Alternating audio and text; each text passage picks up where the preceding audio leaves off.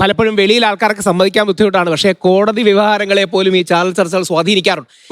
അങ്ങനെ എണ്ണം പറഞ്ഞ കേസുകളുണ്ട്. അത് പറഞ്ഞാൽ വേറെ പ്രശ്നങ്ങളാവുന്നു ജഡ്ജിമാരെ പോലും അത് സ്വാധീനിക്കുന്നുണ്ടെന്ന കാര്യത്തിൽ സംശയം. വസ്തുതാപരമായ ഡിസ്കഷൻസിനെ കോടതി പോലും സ്വാധീനിക്കുന്നു എന്നുള്ളതാണ്. ഇവിടെ ഒരു കാര്യം മനസ്സിലാക്കേണ്ടത്, ഈ ചാനൽ ചർച്ചകൾ രണ്ട് രീതിയിലുള്ള ആളുകൾ കാണുന്നുണ്ട്. ഇദ്ദേഹം പറഞ്ഞല്ലോ, നിഷ്പക്ഷരായിട്ടുള്ള ആളുകൾ സത്യം മനസ്സിലാക്കാൻ വേണ്ടി ചാനൽ ചർച്ച കാണുന്നവരുണ്ട്. അതേസമയം എൻ്റെ പാർട്ടിക്കാർ എന്ത് പറയുന്നു എന്നറിയാൻ വേണ്ടി ഓരോ പാർട്ടിക്കാരും ചർച്ച ചെയ്യും. അപ്പൊ എൻ്റെ പാർട്ടിക്കാരെ സംബന്ധിച്ചിടത്തോളം ഞാൻ വളരെ ശക്തമായി അറ്റാക്ക് ചെയ്ത് പറയണമെന്ന് ആഗ്രഹിക്കുന്ന സാധാരണ പാർട്ടിക്കാരുണ്ടാവും. പക്ഷെ അതിനപ്പുറത്ത് നിഷ്പക്ഷരായിട്ടുള്ള ജനതയുണ്ട്. അവർ വീക്ഷിക്കുന്നതിനകത്തുള്ള വസ്തുത എന്താണെന്ന് മനസ്സിലാക്കാനാണ്. ഇത് രണ്ടും മനസ്സിലാക്കി ഒരു ചർച്ചയെ കൊണ്ടുപോകേണ്ട ഉത്തരവാദിത്തം ചാനലുകൾക്കാണ്. നിങ്ങൾ ജനാധിപത്യത്തിന്റെ ഭാഗമാണെങ്കിൽ നാലാമത്തെ തൂണാണ്.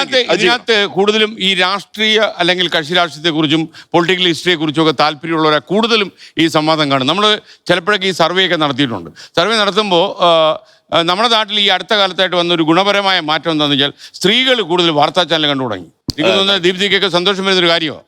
അവർ പ്രത്യേകിച്ച് കുടുംബങ്ങൾ ആ സമയത്ത് സീരിയൽ കണ്ടുകൊണ്ടിരിക്കുകയായിരുന്നു. അവർ കുറച്ച് മാറിയിട്ടുണ്ട്.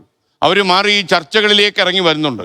പക്ഷേ അതേസമയം ഈ ആളുകളെ അലവസരപ്പെടുന്ന രീതിയിൽ ഈ ശബ്ദ കോപ്രായങ്ങൾ ഉണ്ടാക്കിയാൽ, ബഹളങ്ങൾ ഉണ്ടാക്കിയാൽ അവർ അപ്പം തന്നെ അടുത്ത ചാനൽ, ഒന്നാമത് ഈ എൻ്റർടൈൻമെൻറ്റ് ചാനലും ന്യൂസ് ചാനലും നമ്മുടെ സർവേ നിന്ന് മനസ്സിലായ ഒരു കാര്യം, ഈ ന്യൂസ് ചാനലിലെ പ്രേക്ഷകൻ തത്തിക്കളിക്കും.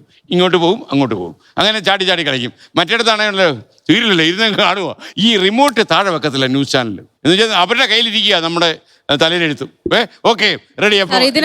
ഇതിനകത്ത് ഒറ്റ കാര്യം പറയാം. നേരത്തെ ഒരു കാര്യം പറയാൻ വന്നു, രണ്ടുകൂടെ ചേർത്ത് ഒന്നുമില്ല. ഇവിടെ വന്നൊരു കാര്യം ഇതാണല്ലോ, നമുക്ക് ഇതിന് അജണ്ടയുണ്ടോ ഇല്ല എന്നുള്ള കാര്യത്തിലേക്ക് നമ്മൾ എത്തി. സ്വാഭാവികമായും അജണ്ടയുണ്ട് എന്ന കാര്യത്തിലും എല്ലാവരും ഒരേ തീരുമാനം. എല്ലാവരും എത്തിയില്ല, ഞാൻ എത്തിയിട്ടില്ല ഇതിനകത്ത്. ഞാൻ സാറിന്റെ ഉദ്ദേശശുദ്ധിയെ എല്ലായ്പ്പോഴും ബഹുമാനിക്കുന്നു.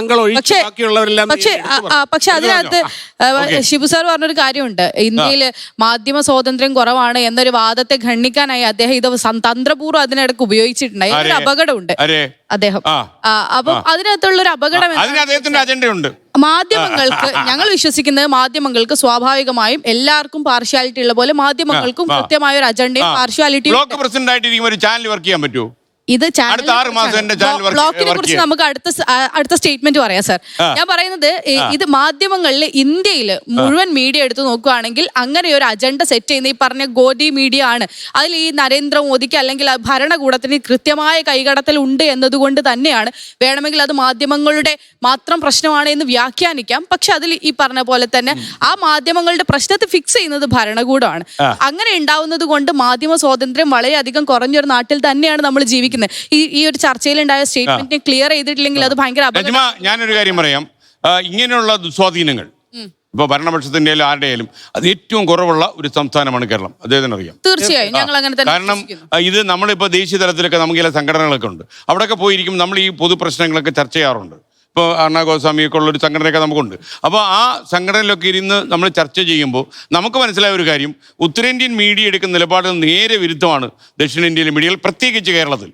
അത് ഇപ്പോഴും അത് അങ്ങനെ സംരക്ഷിച്ച് നിർത്തുന്നെങ്കിൽ അതിൽ അവതാരകർക്ക് ഒരു പങ്കുണ്ട്. തീർച്ചയായും അതിൽ അവതാരകരുടെ പങ്കിനെ ഞങ്ങൾ ബഹുമാനിക്കുന്നു. പൊതുജനങ്ങളുടെ പങ്കുണ്ട്. അല്ല ഇല്ലെന്ന് പറയുന്നില്ല, കാര്യം രാഷ്ട്രീയക്കാരെ കേരളത്തിന്റെ ഒരു പൊതുത്വമാണ്.